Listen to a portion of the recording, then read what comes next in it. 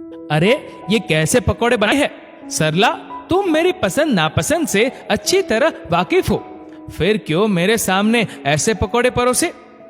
सुभाष जी अपनी पत्नी सरला पर बरस पड़े और पकोड़ों की प्लेट सामने से सरका दी। जी, वह भूमिका बहू ने बड़े चाव से आपके लिए अपने तरीके से बनाए हैं, बहुत स्वादिष्ट बने हैं, एक बार चक्कर तो देखिए, सरला जी ने कहा। भूमिका और अर्जुन की शादी को मात्र 15 दिन ही हुए थे। 10 दिन तो घूमने फिरने में निकल गए। अगले हफ्ते उसे अर्जुन के साथ नौकरी के चलते दूसरे शहर में जाना था। वैसे तो ससुराल में सब अच्छा था। सरला जी तो अपने नाम के अनुरूप बिल्कुल सरल स्वभाव की थी। बेटी की कमी बहू को बेटी बनाकर पूरा करना चाहती थी। लेकिन इतने कम दिनों में भूमिका ने महसूस किया था कि ससुर जी का स्वभाव बहुत गुस्से वाला है।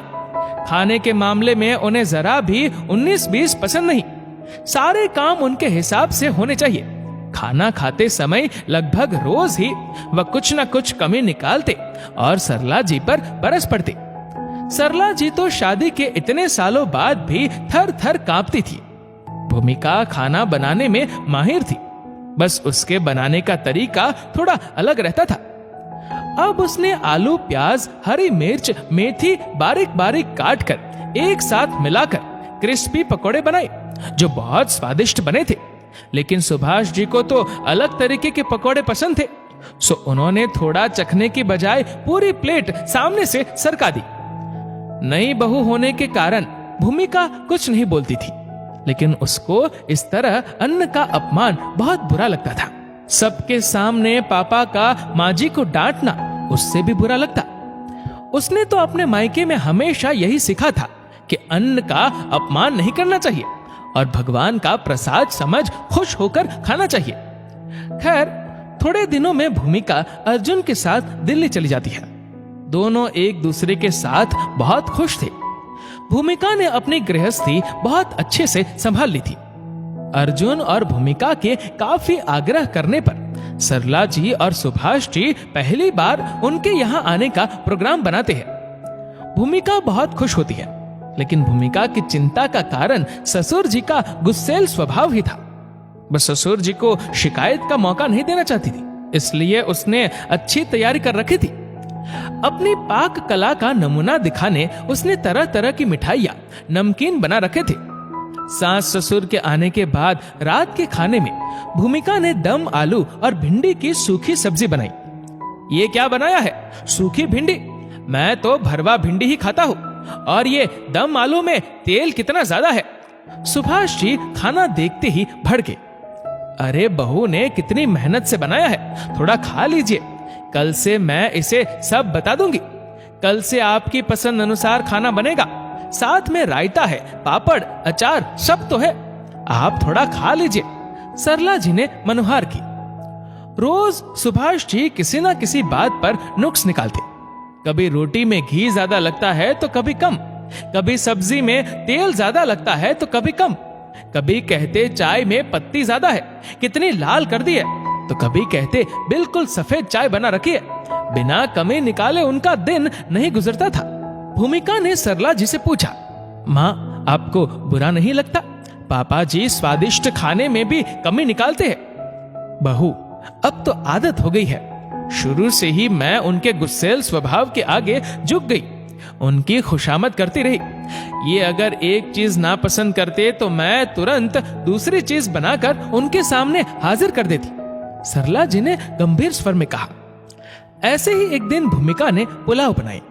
सुभाष जी की थाली में पुलाव की मात्रा थोड़ी ज्यादा सर्व हो गई। बजाय कम करने के उन्होंने थाली जोर से सरका दी और चिल्लाने लगे, कैसे थाली में खाना परोसना चाहिए, इतना तक नहीं आता। थाली के जोर से सरकने के कारण पुलाव के चावल फर्श पर छटक कर गिर गए। अन्न का ऐसा तिरस्कार देख भूमिका की आंखों से आंसू बह निकले। अब इसे झाड़ू से हटाओ और तुरंत साफ कर डस्टबिन में फेंको, सुभाष जी ने गुस्से से कहा। नहीं पापा जी, मैं अन्न को झाड़ू नहीं लगाती। उसने एक साफ कपड़ा लिया और सारे चावल के दाने उठाकर एक प्लेट में रख दिए। इसे चिड़िया के लिए रख दूंगी, लेकिन कचरे में नहीं डालूंगी। अन्न के इन दानों से किसी का तो पेट भरे। हमें तो भगवान का आभार मानना चाहिए कि हमें भर पेट 3 वक्त का खाना मिल रहा है, वरना दुनिया में कितने लोगों को एक वक्त का खाना भी नसीब नहीं होता।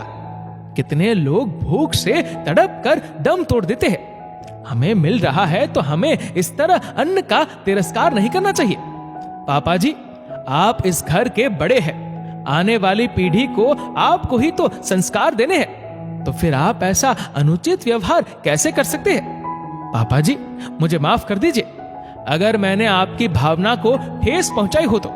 भूमिका ने हाथ जोड़ते हुए कहा, नहीं बहू, तुम ठीक कह रही हो। ये सब बातें तो मुझे कई साल पहले इनसे कह देनी चाहिए थी। अब जो बनेगा सबको प्रेम से भगवान और घर की अन्नपूर्णा का आभार व्यक्त करते हुए खाना पड़ेगा, सरला जी बोली। इसके बाद तुरंत तो नहीं, पर धीरे धीरे सुभाष जी के स्वभाव में सकारात्मक परिवर्तन आने लगा। अब हर तरह के भोजन का आनंद लेने लगे।